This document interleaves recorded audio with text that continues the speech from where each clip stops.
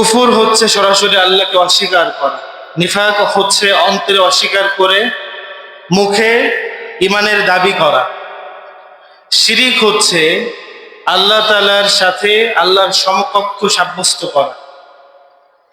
কাউকে কোনো বিষয়ে আল্লাহর সমকক্ষ বা শরীক সাব্যস্ত করে আল্লাহর রুবুবিয়্যাত ও ইবাদতে একত্ব অস্বীকার করা, এটা হচ্ছে শিরিক। আমরা আলোচনা করেছিলাম যে অন্যান্য যত পাপ আছে, অন্যান্য যত গুনাহ আছে, সমস্ত পাপ সমস্ত গুনাহ থেকে সবচেয়ে জঘন্যতম পাপ এবং গুনাহ হচ্ছে কুফর এবং শিরিক। অন্যান্য পাপের সাথে চারটা মৌলিক পার্থক্য আছে এই গুনাহগুলোর। যেমন এক নম্বর হচ্ছে কুফর শিরিক সবচেয়ে বড় পাপ, এর থেকে বড় পাপ আর নাই। অন্যান্য যে পাপগুলো আছে কুফর এবং শিরিক থেকে ছোট, ওই পাপের তুলনায় কুফর এবং শিরিক সবচেয়ে বড়। দুই নম্বর পার্থক্য হলো যে অন্যান্য যে পাপগুলো আছে সেগুলো তওবা দ্বারা অথবা নেক কাজের মাধ্যমে আল্লাহ তাআলা মাফ করে দেন, অথবা দয়ার কারণে আল্লাহ তাআলা মাফ করে দেন। কিন্তু কুফর এবং শিরিক যদি কেউ করে এবং সেই কুফর এবং শিরিক থেকে পরিত্যাগ না করে, কোনোদিন তওবা না করে, ঈমান যদি পরিশুদ্ধ না করে, তাহলে আল্লাহ পাক রব্বুল আলামিন কখনো তাদেরকে ক্ষমা করবেন না। তিন নম্বর হচ্ছে কুফর এবং শিরিক এটা এমন এক গুনাহ, শিরিক এমন এক পাপ, যে পাপ মানুষের অন্যান্য সকল ইবাদত, অন্যান্য সকল নেক কাজ সব কিছু ধ্বংস করে দেয়। চার নম্বর হচ্ছে অন্যান্য পাপী ব্যক্তিরা তারা যদি বিনা তওবায় মারা যায়, তওবা করলো না, মারা গেল, তবে আল্লাহ তাআলা যাকে চাইলে তাকে ক্ষমা করে জান্নাতে দিতে পারে।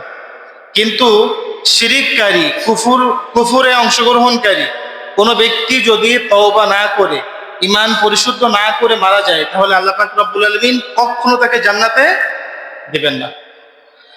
তাহলে শিরিক এবং অন্যান্য পাপের পার্থক্য আমরা বুঝতে পারলাম না? শিরিক হচ্ছে এমন গুনাহ যেটা আল্লাহ কোনোদিন মাফ করবেন না, ক্ষমা করবেন না।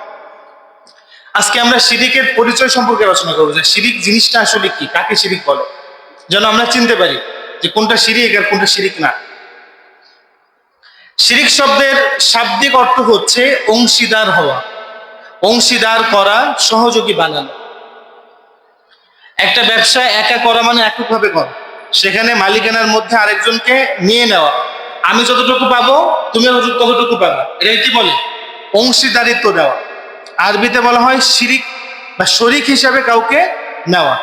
জমির মধ্যে শরিক থাকে না, শরিকি জমি বলে যেটা, ব্যবসার মধ্যে শরিক থাকে, কাজে কর্মের মধ্যে শরিক থাকে। তো কোনো কাজে অন্যকে সমকক্ষ বানায় নেওয়া, সমতুল্য বানায় নেওয়া, এই জিনিসটাকে কি বলে? শরিক বলে, শিরিক বলে। কোরআনের ভাষায় শিরিক হচ্ছে কাউকে আল্লাহর সমতুল্য, সমকক্ষ বা তুলনীয় মনে করা। আল্লাহর সমতুল্য, আল্লাহ তাআলার যে পরিমাণ সম্মান, যে পরিমাণ মর্যাদা, সেই সম্মান, সেই মর্যাদার কাউকে তোলা, আল্লাহর সমকক্ষ কাউকে মনে করা, আল্লাহর মতো পাওয়ারফুল মনে করা, আল্লাহর মতো ক্ষমতাধর মনে করা, শক্তিশালী মনে করা, অথবা আল্লাহর মতো কাউকে তুলনীয় মনে করা, আল্লাহর সাথে কারো তুলনা করা, এগুলো সম্পূর্ণ কি? শিরিক। আল্লাহ তাআলা বলেন, ফালা তাজআলু লিল্লাহি আনদাদা ওয়া আনতুম তা'লামুন, তোমরা জেনে শুনে আল্লাহ পাক রব্বুল আলামিনের সমকক্ষ তৈরি করো না। মানে আল্লাহ তাআলার সমপর্যায়ে কাউকে নিয়ে এসে আল্লাহর সাথে তোমরা শিরিক করো না। আব্দুল্লাহ ইবনে মাসউদ রাদিয়াল্লাহু আনহু বলেন, সাআলতু রাসূলুল্লাহি সাল্লাল্লাহু আলাইহি ওয়াসাল্লাম আইয়ু যামবি ইনদাল্লাহি আকবার, জিজ্ঞাসা করলেন, ইয়া রাসূলুল্লাহ, আল্লাহর কাছে সবচেয়ে বড় গুনাহ কোনটি? আল্লাহর কাছে সবচেয়ে বড় গুনাহ কোনটি? আল্লাহ রাসূল বললেন, আনতাজআলা লিল্লাহি নিদ্দাও ওয়া হুয়া খালাকাক। আল্লাহ রাসূল বললেন, আল্লাহর কাছে সবচেয়ে বড় পাপ হলো যে তুমি আল্লাহ তাআলার সমকক্ষ তৈরি করবা, আল্লাহ তাআলার সমতুল্য কাউকে তৈরি করবা, অথচ আল্লাহ তোমাকে সৃষ্টি করেছে। যে আল্লাহ সৃষ্টি করলেন তোমাকে, ওই আল্লাহর সমকক্ষ নির্ধারণ করে তুমি আল্লাহর সম্মান, আল্লাহর ইবাদত তাকে বুঝাই দিবে। এটা হচ্ছে সবচেয়ে বড় পাপ। মোট কথা হচ্ছে, আল্লাহর কোন ক্ষমতায়, গুণে বা ইবাদতে অন্য কাউকে অংশীদার করাই হচ্ছে শিরক। আল্লাহ তাআলার ক্ষমতায়, আল্লাহ তাআলার ক্ষমতায়, আল্লাহ তাআলার গুণে বা আল্লাহর ইবাদতের ক্ষেত্রে অন্য কাউকে অংশীদার করাটাই কি? শিরক। কিভাবে করা হয়?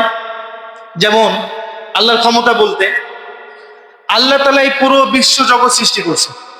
বিশ্ব ব্রহ্মাণ্ডকে সৃষ্টি করছে, আল্লাহ সৃষ্টি করছে। এই বিশ্ব ব্রহ্মাণ্ড পরিচালনা করেন কে? জানেন না? বিশ্ব পরিচালনা করেন কে? আল্লাহ পরিচালনা করেন। তো এই সৃষ্টি জগতের মধ্যে যদি মনে করা হয় যে না, এখানে মনে হয় ব্রহ্মার কিছু কাজবাজ আছে, হিন্দুদের কাছ থেকে শুনছে, তাহলে সে কি করলো? শিরিক করলো। বিশ্ব পরিচালনা করেন কে? ইলুমিনাটি, অমুক তমুক, নানান তার ব্যাখ্যা আছে না মানুষের কাছে। আসলে সমগ্র বিশ্ব পরিচালনা করেন কে? আল্লাহ। এখানে যদি কেউ অন্য কাউকে ঢুকায় ফেলে যে মনে হয় অমুকে বিশ্ব পরিচালনা করে, তাহলে ঈমান থাকবে? শিরিক হয়ে যাবে। জীবন দান করার ক্ষমতা কার? আবার মৃত্যু দান করার ক্ষমতা? কেউ যদি মনে করে যে অমুকে মারতে পারে, অমুকে বাঁচাতে পারে, ঈমান থাকবে? ডাক্তারের ক্ষমতা আছে কাউরে বাঁচানোর? তো ডাক্তারের সন্তানরা মরতো না, ডাক্তাররা মরতো না, তাই না? জীবন দেওয়ার মালিক একমাত্র, আবার মৃত্যু দান করার মালিক। আসমান থেকে বৃষ্টি বর্ষণ করেন কে? আল্লাহ। অলৌকিক সাহায্য, যেখানে কারো হাত পৌঁছতে পারে না সেখানে অলৌকিক ভাবে সাহায্য করা, এই ক্ষমতা কার? আল্লাহ। এ ধরনের কল্যাণ অকল্যাণ দেওয়ার মালিক একমাত্র কে? এই ধরনের যত ক্ষমতা আছে, যে ক্ষমতাগুলো কেবলমাত্র আল্লাহ, এই ক্ষমতার ক্ষেত্রে যদি কাউকে মনে করা হয় অমুকে মনে হয় এই কাজটা করতে পারে, অমুকের বোধহয় এই ক্ষমতা আছে, মাজারের সামনে দিয়ে যদি পিঠ ফিরে আসা হয় তাহলে মনে হয় পঙ্গু হয়ে যাওয়ার সম্ভাবনা আছে, ওর ক্ষমতা আছে?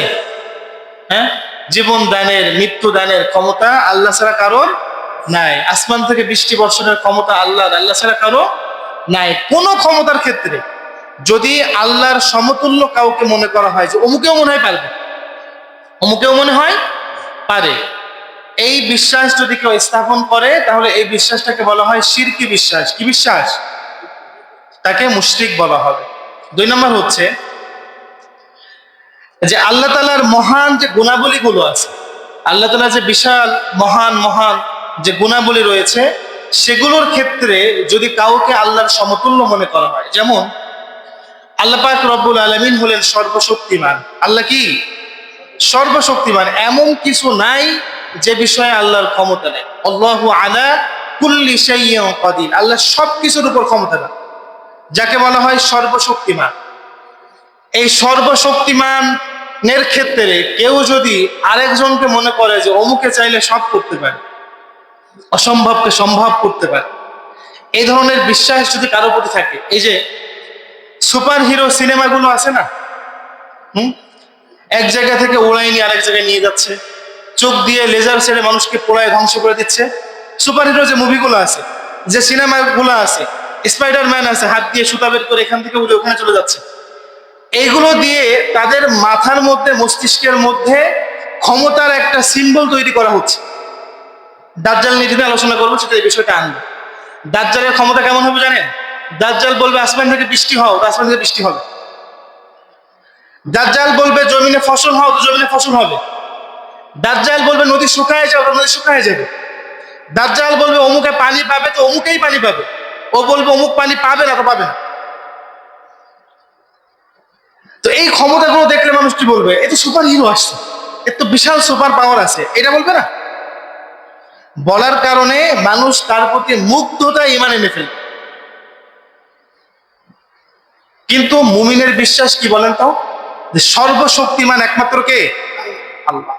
দাজ্জাল যে বৃষ্টি দেখাচ্ছে ওটা আসলে বৃষ্টি না, এটা ভ্রম। যদি আসেও আল্লাহর হুকুমে আসছে, ওর হুকুমে আসেনি। কথা বোঝা গেল? সর্বশক্তিমান একমাত্র কে? এই যে ইউরোপ, আমেরিকা, হলিউড, বলিউড, এই যে সুপার হিরো মুভিগুলো তৈরি করে, কেন করে জানেন? যাতে করে আপনি আমি এই সিনেমাগুলো দেখে আগে থেকে এই সুপার হিরোর প্রতি আকৃষ্ট হয়ে থাকি, দাজ্জাল আসলে যেন আমরা তাকে মেনে নিই, তার সামনে মাথা নত করি। এই বিষয়ে একদিন আলোচনা করবো ইনশাআল্লাহ। সর্বশক্তিমান একমাত্র আল্লাহ, আল্লাহ ছাড়া কারো এই ক্ষমতা নাই। সর্বদ্রষ্টা, সবকিছু দেখেন, আলোতে যেমন দেখেন অন্ধকারে তেমন দেখেন। হ্যাঁ, সমুদ্রের গভীরে যে অন্ধকার আছে, সেই অন্ধকারের মধ্যে কালো পাথর, সেই কালো পাথরের উপরে কালো পিপিলিকা হেঁটে গেলেও যিনি দেখেন তিনি কে? আল্লাহ। গোপনে যেমন দেখেন প্রকাশ্যেও তেমন দেখেন। আল্লাহ ছাড়া এই ক্ষমতার কারো আছে? কেউ যদি মনে করে বর্তমান আমেরিকা হচ্ছে সুপার পাওয়ার, সুতরাং তাদের বিরুদ্ধে কোনো কিছু করলে ও আমরা পাহাড়ের নিচে থেকে খুঁজে আনতে পারে, দেখতে পারে সর্বদা, এই ক্ষমতা আল্লাহ ছাড়া কারো আছে? নাই। অদৃশ্য জ্ঞানের মালিক একমাত্র আল্লাহ। অদৃশ্য জ্ঞানের মালিক কে? যে জ্ঞান জানা যায় না, অন্তরের মধ্যে মানুষ কি পাকায়, গোপনে কি সলা পরামর্শ করে, এই বিষয়গুলো আল্লাহ ছাড়া আর কেউ জানতে পারে? পুরো নবী জানতে পারে গায়েবের খবর, অদৃশ্যের খবর? এই খবরগুলো একমাত্র আল্লাহই জানে। কেউ যদি মনে করে যে আল্লাহ ছাড়া অমুক পীরও ভিতরের খবর জানে, অনেকে বলে যে আমি অমুক পীরের কাছে গেছি, আমার সমস্যা বলার আগে পীর সাহেব বলে দিচ্ছে। আমার কথা কি বুঝতেছেন? অনেক পীরের কাছে গেলে এরকম হয় না যে আমার সমস্যা বলার আগে পীর সাহেব বলে দিচ্ছে? পীর সাহেবের বাপের ক্ষমতা আছে গোপনের খবর জানার? আছে? এই বিশ্বাস করাও শিরকি বিশ্বাস। কথা কি বোঝা গেল? তাহলে অদৃশ্যের খবর, অদৃশ্যের খবর, গায়েবের খবর একমাত্র জানেন কে? আল্লাহ ছাড়া এই খবর আর কেউ জানে না। হ্যাঁ, জিন চালায় অনেকে। এই শয়তানগুলো কি করে, আপনি যখন যাচ্ছেন ওই পীরের কাছে, তা আপনার কিছু ডাটা কালেক্ট করে ওইগুলো পীরের কানে কানে বলে। আপনি যাওয়ার পরে পীর সাহেব দুই চারটা বললে আপনি তো কাজটি খেয়ে যান, এই মনে হয় সব জানেন। যে এরকম বলবে বুঝবেন আস্ত ধান্দাবাজ, ও কুফুরি কালাম করে, ও জিন চালায়। কথা কি বোঝা গেল? অদৃশ্যের খবর একমাত্র আল্লাহ তাআলাই জানেন, আল্লাহ ছাড়া আর কেউ জানেন না। তো এই যে গুণাবলীগুলো আছে আরো ইত্যাদি ইত্যাদি, আল্লাহ তাআলা যে বিশেষ মহান গুণাবলীগুলো আছে, এই গুণ, এমন গুণ অন্য কারো আছে, এটা মনে করা এটা শিরিক। এটা মনে করাটা কি হবে? শিরিক হবে। এমনি ভাবে ইবাদতের ক্ষেত্রে সাজদা একমাত্র কে পাবে? আমরা একমাত্র কাকে সাজদা করতে পারি? আল্লাহকে। আল্লাহ ছাড়া অন্য কাউকে সাজদা করলে শিরিক হবে। কি হবে? শিরিক হবে। এরপরে হচ্ছে দোয়া করা। দোয়া করা যায় একমাত্র কার কাছে? আল্লাহর কাছে। আল্লাহ ছাড়া অন্য কারো কাছে দোয়া করা, মাজারে যে রাসূলের রওজার কাছে যে দোয়া করা যাবে?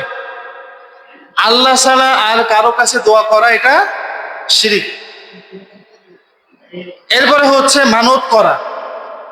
আল্লাহ ছাড়া অন্য কারো নামে মানত করা শিরিক। আমার কথা বুঝতেছেন না? মাজারে পীর বাবার নামে মানত করা কি শিরিক? পীরের নামে মানত করাটা কি হবে? শিরিক হবে। জবাই, অনেকে বলে না বাবা শাহজালালের নামে জবাই করলাম, বাবা শাহপরের নামে জবাই করে না অনেক জায়গায়। জবাই করতে হবে একমাত্র কার নামে? আল্লাহ ছাড়া অন্য কারো নামে জবাই করলে সেটা কি হবে? শিরিক হবে। ওই মাংস খাওয়া হারাম হবে। কথা কি বুঝতে পারলেন? তাওয়াক্কুল, ভরসা একমাত্র কার উপর করতে হবে? নির্ভরতা একমাত্র আল্লাহর প্রতি। আল্লাহ ছাড়া অন্য কারোর প্রতি নির্ভরতা, তাওয়াক্কুল, ভরসা করা এটাও শিরিকের অন্তর্ভুক্ত। ঠিক আছে? অলৌকিক ভয়, যে অদৃশ্য থেকে আমাকে ক্ষতি করতে পারে, এই ক্ষতি করার মালিক একমাত্র কে? এই ভয়টাও করতে হবে কাকে? আল্লাহকে। আবার আশা রাখতে হবে কার প্রতি? আল্লাহ ছাড়া অন্য কারোর প্রতি ভয় বা আশা রাখা এটা শিরিক। কথা বোঝা গেল? এ ধরনের অন্যান্য যে বিষয়গুলো শুধুমাত্র আল্লাহর জন্য, সেগুলো যদি আল্লাহ ছাড়া অন্য কারো জন্য করা হয় সেটা শিরিক হিসেবে গণ্য হবে। সংক্ষেপে এই কথাগুলো বলে দিলাম। এবার আসেন, এই কথাগুলো শোনার পরে আমাদের মনে হতে পারে না যে আমরা তো মুমিন, আমরা কি শিরিক করি নাকি?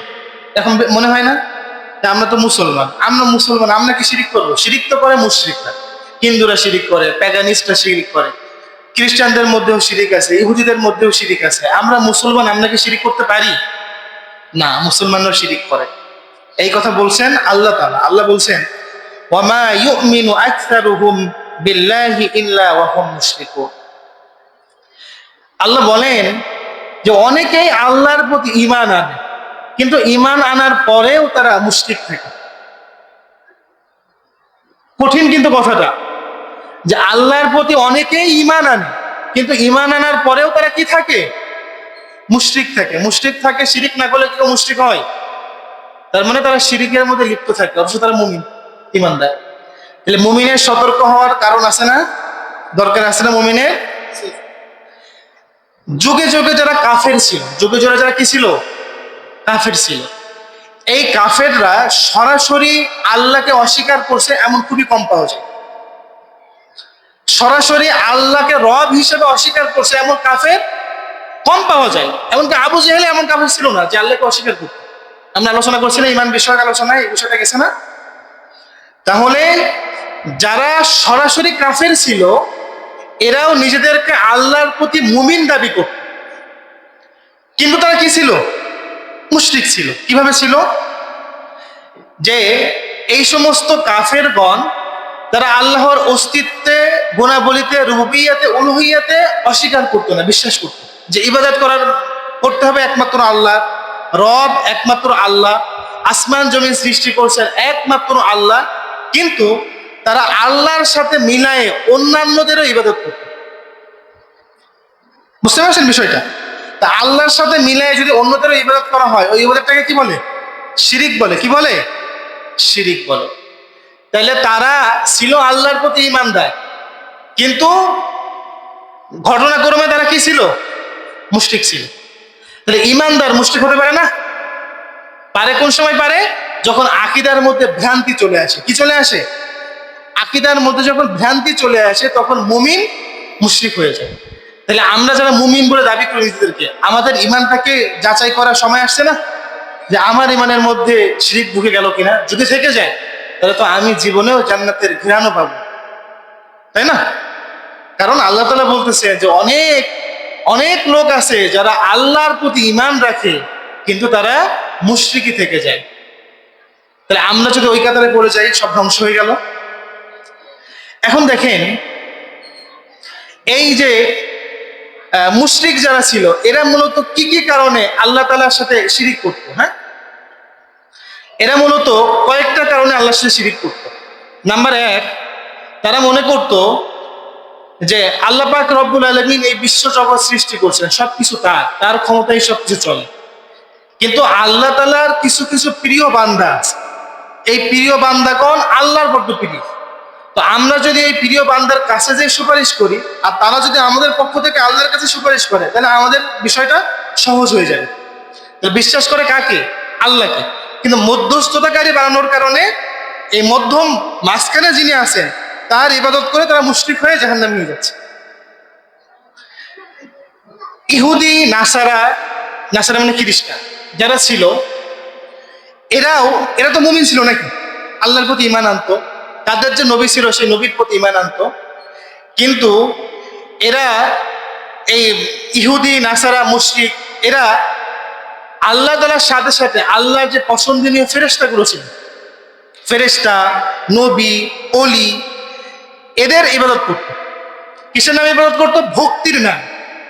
ফেরেশতা না আল্লাহর কাছের মানুষ, আল্লাহর কাছের একটা জীব, আল্লাহ তাআলার নির্দেশ অনুযায়ী তারা চলাফেরা করে, তাদের কোনো পাপ নাই, তারা নিষ্পাপ, তাদেরকে আল্লাহ নূর দিয়ে বানাইছেন, আল্লাহর বিভিন্ন দায়িত্ব তারা পালন করে, নিশ্চিত আল্লাহর পছন্দের মানুষ, পছন্দের পাত্র তারা। তো এই পছন্দের কারণে তারা এই ফেরেশতাদের উপরে ভক্তি করত, ভক্তি করে তাদের মূর্তি বানাতো। এরপরে নবী যারা, নবীদের প্রতি মানুষের তো এমনি একটা ভালোবাসা তৈরি হয়, তাদের মধ্যে যে আল্লাহ তাআলা বিশেষ বৈশিষ্ট্য দিয়েছেন, সেই বৈশিষ্ট্যের কারণে মানুষ এমনিতেই নবীদেরকে ভালোবেসে থাকে। তো নবীরা তো মানুষ, তাদের তো একসময় মরে যেতে হয়, মরে গেলে তারা কষ্ট পেত অন্তত। ওলি যারা, আল্লাহর ওলি, তাদের আচার আচরণে, তাদের সাথে চলাফেরার কারণে তাদের প্রতি যে মায়া ভালোবাসা তৈরি হতো। এই ওলিরা মারা গেলে তাদের প্রতি উম্মতের একটা ভিতরে দরদ কাজ করতো, ব্যথা কাজ করতো। ওই সময়টাকে কাজে লাগাইছে ইবলিস। ইবলিস এসে বলছে যে তোমরা যদি এদের মূর্তি বানায় রাখো তাহলে তোমরা প্রত্যেকদিন দেখতে পারবা অন্তরে যে ব্যথা আছে, ব্যথা একটু হালকা হবে। তখন ইবলিস নিজেই তাদেরকে মূর্তি বানাই দিয়েছে, নবীদের মূর্তি বানাই দিয়েছে। আপনারা জানেন কাবা শরীফের মধ্যে ফেরেশতাদের মূর্তি যেমন ছিল, ওলিদের মূর্তি যেমন ছিল, লাত উজ্জার মূর্তি যেমন ছিল, তেমনি ভাবে ইব্রাহিম আলাইহিস সালাম মূর্তি ছিল, জানেন?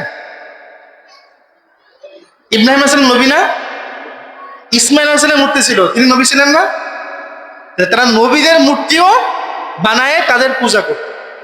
তো তারা মনে করত যে যেহেতু এই নবীদের সাথে, এই অলিদের সাথে আল্লাহর একটা ভালো সম্পর্ক আছে, তো আমরা যদি এই নবীদেরকে সন্তুষ্ট করতে পারি তাহলে নবীরা আল্লাহকে সুপারিশ করবে, সেই সুপারিশে আমার বিপদ দূর হবে, আমি সফলতা অর্জন করতে পারবো, এমনকি জাহান্নাম থেকে বেঁচে আমি জান্নাতেও যেতে পারবো। কিন্তু তারা ভুলে গেছে যে আল্লাহ আমাকে সৃষ্টি করছে, সে আল্লাহকে বাদ দিয়ে আল্লাহর আরেক সৃষ্টিকে পূজা করলে, ইবাদত করলে আল্লাহ অসন্তুষ্ট হবে, এই কথা ভুলে গেছে। যে কারণে তারা মুশরিক হিসেবে সাব্যস্ত হয়েছে এবং তাদের পরিণাম হচ্ছে জাহান্নাম। এখন আরেকটা জিনিস তারা মনে করতো যে একটা জিনিস তো গেল এটা, যে এরা হচ্ছে আল্লাহর প্রিয়, কাজেই এদেরকে ডাকলে আল্লাহর নৈকট্য লাভ করা যায়। আর 2 নম্বর হচ্ছে এরা হচ্ছে আল্লাহর কাছে সুপারিশ করে, যে কারণে আমাদের বিপদ দূর হয়ে যায়, তারপরে আমাদের যেটা প্রয়োজন সেই প্রয়োজন আমরা মেটাতে পারি। এই ব্যাপারে আল্লাহ তাআলার বক্তব্য কি? আল্লাহ তাআলা কি বলেন? আল্লাহ তাআলা বলেন, ওয়াল্লাযীনা ইত্তাখাযু মিন দুনিহি আউলিয়া মা না'বুদুহুম ইল্লা লিয়ুকাররিবুনা ইলাল্লাহি যুলফা। আল্লাহ বলেন যে যারা আল্লাহকে বাদ দিয়ে অন্যান্যদেরকে তারা প্রভু হিসেবে গ্রহণ করছে, অলি হিসেবে গ্রহণ করছে, এই যুক্তিতে যে আমরা কেবলমাত্র তাদের পূজা করি যাতে করে তারা আমাদেরকে আল্লাহর নৈকট্য পাইয়ে দেয়। তারা দেবদেবীর পূজা করতো কি কারণে? এই কারণে যে আমরা এই দেবদেবীর পূজা করব আর এই দেবদেবী আমাদেরকে আল্লাহর নিকটে নিয়ে যাবে, আল্লাহর নৈকট্য হাসিল হবে এর মাধ্যমে।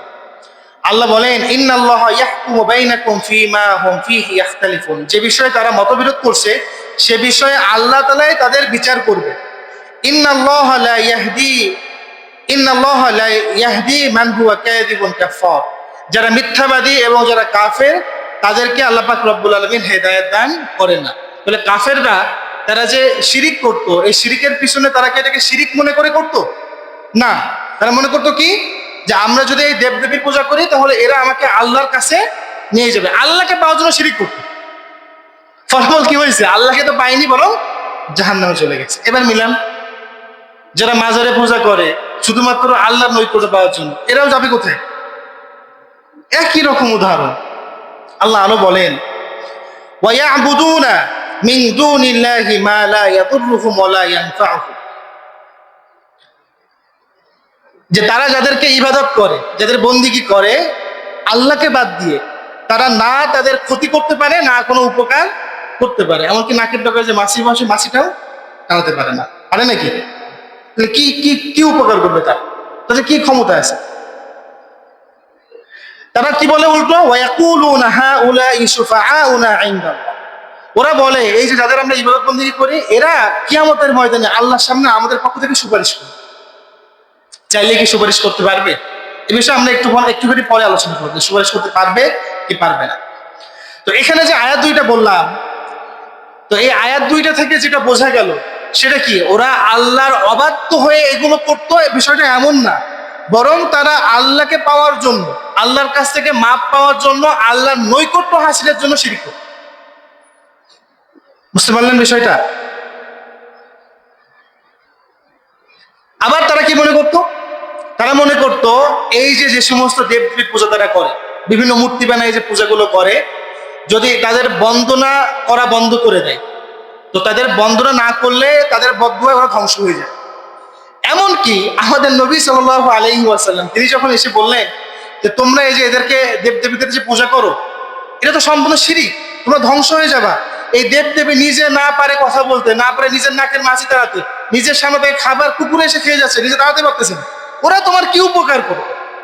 রাসূল যখন এই কথা বলতেন তখন ওরা রাসূলকে ভয় দেখাতো যে তুমি আমাদের দেবদেবীর বিরুদ্ধে কথা বলো, আমার দেবদেবী তোমাদের ক্ষতি করে শেষ করে দেবে। কাকে বলতো? রাসূলকে বলতেছে যে তুমি দেবদেবীর বিরুদ্ধে বলো মুহাম্মদ, আমাদের দেবদেবী বদদুয়া দিয়ে তোমাকে ধ্বংস করে দেবে। এক কাজ করো, শোনো, তুমি আল্লাহকে যেভাবে মানতে বলো আমরা মানবো, পক্ষান্তরে তুমি আমাদের দেবদেবীকে নিয়ে বাজে কথা বলবা। রাসূল কি মেনে নিছিলেন? নেননি, কারণ এটা ভ্রান্ত। এটা মানুষকে লক্ষ্যপাত দিয়ে উপলক্ষের পিছনে ছোটে দেয়। লক্ষ্য তো আল্লাহকে পাওয়া, আর উপলক্ষ কি? আমি দেবদেবীর পূজা করলে দেবদেবী আমাকে আল্লাহ নৈকট্য এনে দেবে, আল্লাহর কাছে সুপারিশ করে আমার জন্য ভালো কিছু করবে। ধ্বংস। তারা রাসূলকে কি বলতেছেন যে মুহাম্মদ, যদি তুমি আল্লাহর ইবাদত করো আর এদেরকে বাদ দিয়ে দাও, এদের বন্দনা না করো, তাহলে আল্লাহ তাআলা এই দেবদেবীগুলো তোমার ক্ষতি করতে পারে। আল্লাহ তাআলা বলতেছেন আলাইসাল্লাহু বিকাফিন আবদাহ, আল্লাহ কি তার বান্দার জন্য যথেষ্ট নয়? আল্লাহ যথেষ্ট নয় বান্দার জন্য? প্রোটোকলের জন্য কি দেবদেবীর প্রয়োজন আছে? কোনো শক্তি, কোনো ক্ষমতার প্রয়োজন আছে নাকি আল্লাহই যথেষ্ট? আল্লাহই যথেষ্ট। আল্লাহ বলতেছেন ওয়ায়ুখাউইফুনাকা বিল্লাযীনা মিন দুনি, আল্লাহর বিপরীতে আপনাকে ওরা অন্য যাদের ভয় দেখে, অন্য যাদের ভয় দেখে, হ্যাঁ, মানে অন্যান্যদের আল্লাহ বাদ দিয়ে তারা যাদের ইবাদত করে তাদের ভয় দেখিয়ে আপনাকে তারা বিরত রাখতে চায়, যেন আপনি এদের বিরুদ্ধে কথা না বলেন। অথচ আল্লাহ তাআলা তার বান্দার জন্য যথেষ্ট। আল্লাহ বলেন যে ওয়ামাই ইউযলিল্লাহু ফামা লাহু মিন হাদ, আল্লাহ তাআলা যাকে একেবারে ভ্রষ্ট করে দিছে, মানে ও তো আল্লাহ রাসূল এইভাবে বোঝানোর পরে, কোরআন দিয়ে, হাদিস দিয়ে, দরদ মাখা কথা দিয়ে, সুন্দর আচরণ দিয়ে বোঝানোর পরেও যখন বুঝলো না, বরং রাসূলকে বলতেছে মুহাম্মদ এই কথা বলার কারণে তোমার ক্ষতি হতে পারে, তখন বোঝা গেল ওর কপালে আর হেদায়েত নাই। তাই আল্লাহ বলতেছে যে আল্লাহ তাআলাই ওকে পথভ্রষ্ট করে দিছে, ওর জন্য আর কোনোদিন হেদায়েত নাই। ওয়ামাই ইয়াহদিল্লাহ, আর যাকে আল্লাহ পাক রব্বুল আলামিন হেদায়েত দান করে দিয়েছে, হ্যাঁ, ফামা লাহু মিন মুদিল, তাকে এই ধরনের ভয় দেখায়ও কোনো ব্যক্তি সৎ পথ থেকে সরায় নিয়ে যেতে পারবে না, কারণ সে সবচেয়ে ক্ষমতাধর আল্লাহর সান্নিধ্য পেয়ে গেছে। তাহলে কে কি করবে বলেন? কারো কোনো ক্ষমতা আছে? সে তো মৃত্যু তালাশ করে বেড়ায় যে কোন সময় গুলি করবে আর আমি শহীদ হয়ে যাবো, তাই না বলেন? ও তো আল্লাহকে পেয়ে গেছে, তো আল্লাহর সান্নিধ্যে যাওয়ার জন্য পাগল পারা হয়ে গেছে। এবার আল্লাহ তাআলা বললেন ওয়ালা ইন সাআলতাহুম মান খালাকাস সামাওয়াতি ওয়াল আরদ লা ইয়াকুলুন্না আল্লাহ, হে রাসূল আপনি যদি তাদেরকে জিজ্ঞাসা করেন আসমান কে সৃষ্টি করছে, জমিন কে সৃষ্টি করছে, লা ইয়াকুলুন্না আল্লাহ, অবশ্যই অবশ্যই তারা বলবে যে এই আসমান এই জমিন আল্লাহ সৃষ্টি করছে। তা তারা বিশ্বাস করে আসমান আল্লাহ সৃষ্টি করছে, জমিন আল্লাহ সৃষ্টি করছে, তো তারপরে শিরিক করে কেন? কারণ তারা শিরিকের মাধ্যমে আল্লাহর নৈকট্য হাসিল করতে চায়। তাহলে উদ্দেশ্য ভালো নাকি খারাপ? উদ্দেশ্য ভালো, কিন্তু পদ্ধতি গলত। তাহলে আমরা মুমিন, আমরাও আল্লাহকে পেতে চাই, যদি পন্থা খারাপ হয়ে যায় আল্লাহকে পাবো নাকি জাহান্নামে চলে যাবো? এজন্য খালি ইসলাম দেখেই ছুটেন না, মাথায় লম্বা টুপি দেখেই ছুটেন না, একটু যাচাই বাছাই করেন এর মধ্যে কি আছে। যেটা আছে এটা ঈমান নাকি নিফাক, যাচাই করেন আগে, কোন দিকে নিয়ে যাচ্ছে আপনাকে। বুঝতে পারলেন? আল্লাহ পাক রব্বুল আলামিন তিনি আল্লাহ রসুলকে বললেন যে হে রাসূল আপনি বলে দিন হাসবি আল্লাহ, আমার জন্য কেবল আল্লাহই যথেষ্ট, আলাইহি ইয়াতাওয়াক্কালুল মুতাওয়াক্কিলুন, ভরসাকারীরা কেবল ওই আল্লাহর প্রতি ভরসা করে থাকে। আচ্ছা, এরা যে বিভ্রান্ত হলো, তারা যে মুশরিক হয়ে গেল, শিরিকের মধ্যেই শান্তি খুঁজে পেল, বা শিরিককেই শান্তির মাপকাঠি বুঝে নিল, তো কিছু না কিছু পেলে কি তারা এর মধ্যে ঢুকছে? কিছু না কিছু তো পাইছে তারা। কেন তারা বিভ্রান্ত হল সে ব্যাপারে কোরআন কি বলে? কোরআনের মধ্যে তাদের বিভ্রান্তি হওয়ার দুইটা কারণ পাওয়া যায়। কয়টা কারণ? দুইটা কারণ পাওয়া যায়। প্রথম নাম্বার কারণ হচ্ছে শয়তানের প্রতারণা। প্রথম নাম্বার কারণ কি? শয়তানের প্রতারণা। এই যে অমুকের পূজা করে, তমুকের পূজা করে, এই পূজা করার দ্বারা কি তারা কিছুই পায় না? বরং কুফরি কালাম যারা করে ওরা দেখবেন আরো আগে সমাধান পায়, ফলাফল পায়, পায় না? এই সমাধানগুলো হয় কি করে? হয় মূলত হচ্ছে জিন শয়তানের কারসাজির মাধ্যমে। ইতিপূর্বে আমরা আলোচনা করলাম যে কাফেররা, মুশরিকরা তারা ফেরেশতাদের পূজা করত। কাদের পূজা করত? ফেরেশতাদের মূর্তি বানায় তার পূজা করত। কিয়ামতের ময়দানে আল্লাহ পাক রব্বুল আলামিন সকলকে একত্রে জমা করবেন। ওয়া ইয়াউমা ইয়াহশুরুহুম জামিআ, কিয়ামতের ময়দানে আল্লাহ সকলকে একত্রিত করবেন। সুম্মা ইয়াকুলু লিল মালাইকা, অতঃপর ফেরেশতাদেরকে বলবেন আহা উলাই ইয়াকুম কানু ইয়াবুদুন, যে এই যে এরা দাবি করতেছে যে তারা ফেরেশতার ইবাদত করত, তো এরা কি তোমাদের ইবাদত করত? তখন ফেরেশতা কি বলবেন? ক্বালু সুবহানাক। তখন ফেরেশতারা বলবে, আল্লাহ আপনি পুত পবিত্র, আনতা ওয়ালিয়ুনা, আপনার সাথেই তো কেবল আমাদের সম্পর্ক, মিন দুনিহিম, এদের সাথে আমাদের কোনো সম্পর্ক নেই। ওরা যে দাবি করে যে ফেরেশতাদের পূজা করে, আসলে আমাদের সাথে, আমরা ফেরেশতাদের সাথে এদের এই পূজারীদের কোনো সম্পর্ক নাই, আমাদের সম্পর্ক কেবল আপনার সাথে। তাহলে তারা কার পূজা করতো? বাল কানু ইয়াবুদুনাল জিন, বরং তারা জিন শয়তানের পূজা করতো। তাহলে 10 হাত বানায় থুইছে, পূজা করছে মূলত কার? এখানে চাওয়ার দ্বারা যে উপকার আসতেছে, উপকার করতেছে কে? ফিরাউনের সময় না আসমান থেকে বৃষ্টি আসলো ফিরাউনের বলার দ্বারা? এই বৃষ্টির কাহিনী আপনারা শোনেন না? বনি ইসরায়েলের দিনের পর দিন বৃষ্টি হচ্ছে না। মুসা আলাইহিস সালামের অনুসারীরা যে দোয়া করতে বললেন, জানেন তো ঘটনা, আল্লাহ তাআলা বৃষ্টি নাজিল করলেন। ফিরাউনের অনুসারীরা এসে বলে, ও ফিরাউন, মুসার দোয়ায় বৃষ্টি নাজিল হচ্ছে, মুসার রব বৃষ্টি দিচ্ছে, তুমি আমাদের রব, তুমি বৃষ্টি দিবা না? তো ইবলিস বলছে, ঠিক আছে ফিরাউন, চিন্তা করো না, বৃষ্টি এসে যাবে। কিভাবে বৃষ্টি করছে? মেঘের আকার ধারণ করছে, ধরে সেখান থেকে পেশাব করে দিচ্ছে। তাহলে ইবলিস শয়তান, সে সাহায্যের নাম করে মানুষের মাঝে এই ছল চাতুরি নিয়ে আসে। অনেক মাজার আছে যে পঙ্গুরা গেলে মাজার উপর ছুঁড়ে ফেলে দেয়, সুস্থ হয়ে বাড়ি আসে। এগুলো হয় কিসের মাধ্যমে? এই জিনের মাধ্যমে, এই কুফরি কালামের মাধ্যমে। তো কিয়ামতের ময়দানে ফেরেশতারা বলে দিবেন, বাল কানু ইয়াবুদুনাল জিন আকসারুহুম বিহিম মুমিনুন, যে এরা না নবীদের পূজা করতো না ফেরেশতাদের পূজা করতো, এরা মূলত পূজা করতে হচ্ছে জিনদের, জিন শয়তানদের, এবং ওই জিনের প্রতি তারা ঈমান রাখে। তাহলে মাজারে গেলে যে ফল পাওয়া যায়, এই ফলটা কি আল্লাহ দেওয়া ফল নাকি জিন শয়তানের কারামত? যাওয়া যাবে ওখানে? যাবে না। 2 নম্বর হচ্ছে বিভ্রান্ত ধর্মগুরুদের অন্ধ অনুকরণ। তাহলে একটা গেল হচ্ছে শয়তানের প্রতারণার কারণে তারা ধোঁকায় পড়তো, 2 নম্বর হচ্ছে বিভ্রান্ত ধর্মগুরুদের প্রতারণার কারণে তারা বিভ্রান্তিতে পড়তো। কোরআনের মধ্যে আল্লাহ পাক রব্বুল আলামিন বলেন, কুল ইয়া আহলাল কিতাব, যে ও আহলে কিতাবেরা, হে রাসূল আপনি বলে দিন যে হে আহলে কিতাবেরা, লা তাগলু ফি দীনিকুম, তোমরা তোমাদের ধর্মের ব্যাপারে সীমা লঙ্ঘন করো না। ওয়ালা তাত্তাবিউ আহওয়া কওমিন ক্বাদ যাল্লু মিন ক্বাবল ওয়া আযাল্লু কাসীরা ওয়া যাল্লু আন সাওয়াইস সাবিল, এবং তোমরা ওই সমস্ত ধর্মগুরুদের অনুসরণ করো না যারা নিজেরা পথভ্রষ্ট হয়ে গেছে এবং অনেকদেরকে পথভ্রষ্ট করছে, এবং তারা সরল পথ থেকে বিচ্যুতি হয়ে গেছে। যে ধর্ম একরকম, তারা ব্যাখ্যা করে সবসময় নিজেদের দিকে নিয়ে টানবে। আয়াত বলবে একরকম, ফলাফল কি? আমার দলে আসো, আমার দলে আসো, আমি যা বলে এইটাই ঠিক, আমি যা বলে এইটাই ঠিক। এই অন্ধ অনুকরণের কারণে বনি ইসরাইল ধ্বংস হয়ে গেছে। বললেন কে? কে বলছেন বলেন? আল্লাহ বলছেন। ধ্বংস হয়েছে কারা? বনি ইসরাইল। কাদেরকে অনুসরণ করার কারণে? বিভ্রান্ত ধোঁকাবাজ ধর্মগুরুদেরকে অনুসরণ করার কারণে।